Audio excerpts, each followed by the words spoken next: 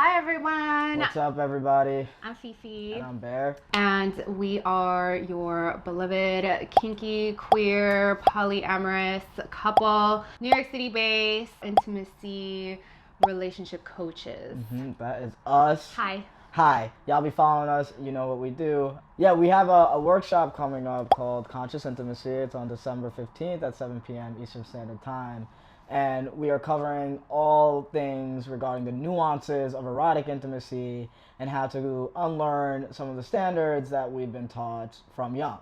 And in light of that, or in spirit of that, we decided to make some like a tips, tricks, informative video that we used to do, and it's also really nice to just kind of create content for you all again. So yeah, like conscious intimacy and what that means, and what we're going to talk about today is confidence and initiating. Culturally, we are taught through media, mostly through the movies, through books, like all of these things, that like erotic intimacy escalates kind of seamlessly without any kind of initiation. No, like the person just walks in, it's like, hey, and then like clothes are ripped off and they're having this mind-blowing sexual experience with each other without any showing of like fumbling, initiating, asking. None of that is like present unless they're doing one of those like awkward sexual debut scenes, like where they're like sitting awkwardly together and like slowly like start touching each other's legs. Yeah. And they're like, yo, you want to do it? Like, so that's what we're going to be talking about today with you all. So I'll start by talking about the sexual confidence component and like the pre-game to approaching someone and having a conversation about what's about to ensue. So the thing about sexual confidence is that we think that in order to feel confident, it has to look like a lot of these representations that we get. And that's simply not true.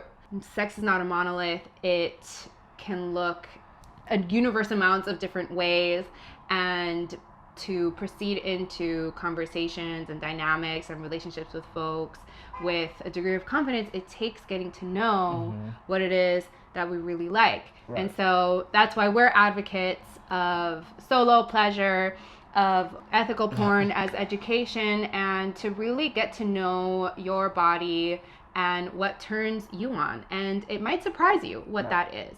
So there's confidence, and then confidence leading into initiating, right? And I want to just speak to the fact that initiating is it's a brave thing to do, right? Like, because when we're talking about initiating, we're not talking about like leaning in for a kiss and not really giving someone a chance to have a feeling or thought or a pause before the act is happening. We're talking about asking, being very clear about a desire, and giving someone an opportunity to say no, which is like that is scary because we're talking about sex and erotic intimacy. It does feel personal, and it can be personal. The person may not just be into you that night. You know what I mean? So celebrating and affirming anyone who's been in a position of initiating sex with like all the things covered, consent, communication, and has been rejected or told no, you still did a brave thing. And also, we're not bad. Sexual confidence and confidence in erotic intimacy comes from the idea as well that just because you have a desire or a want, and just because someone says no, doesn't make that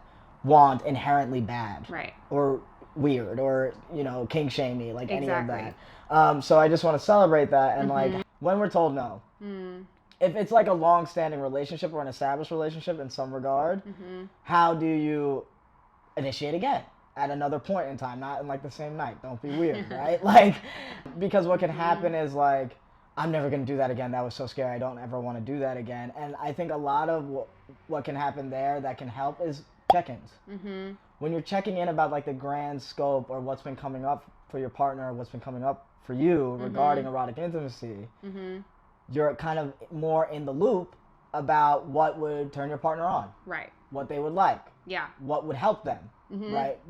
Be more in the mood. Yeah. Which is also something you don't see in the media. No, you see like the cis man just getting mad at his wife and being like, she never wants to touch my dick, and then he like runs and like cheats. Instead of like hiring an escort and like having a conversation with his wife, he's just like, I'm gonna run away now. Yeah, and the reality is because we don't get a guide on how to have these conversations, and they're emotionally vulnerable and can feel like emotionally compromising for ourselves to share that with people that that we want to have sex with.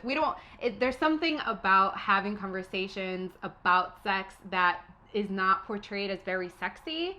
And so we're here to tell you that it can be really sexy and you can incorporate it into your erotic, intimate life with long-term or consistent partners or with new people. And I guess to like tie it all together in terms of, you know, what we're going to be talking about on December 15th in our workshop is Fifi brought up like knowing our wants and being affirmed and exploring those things through solo pleasure, through partner pleasure, whatever that is.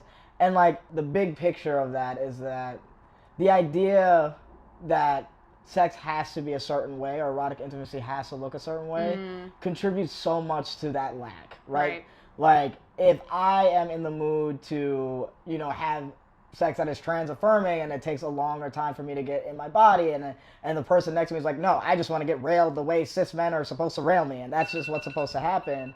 Being able to sit back and really realize that sex is not a monolith. It doesn't have to look a certain way. And because we have differing wants, that person who wants to get railed is also not wrong, right? Exactly. So just because we have different wants doesn't mean they're bad, because erotic intimacy is so expansive. It's so much more than what it's been taught to us as. Right. And so we're here to celebrate you and all your pleasures and desires and dreams and fantasies as they are, and offer that space where we can welcome the spectrum of different kinds of erotic intimacies and affirm you in all the different ways that you can navigate them, the nuances, communicate about them, and bring in more ease into your experiences, and maybe welcome some more confidence about who you are and what you like in your sexy erotic. In the sexy times.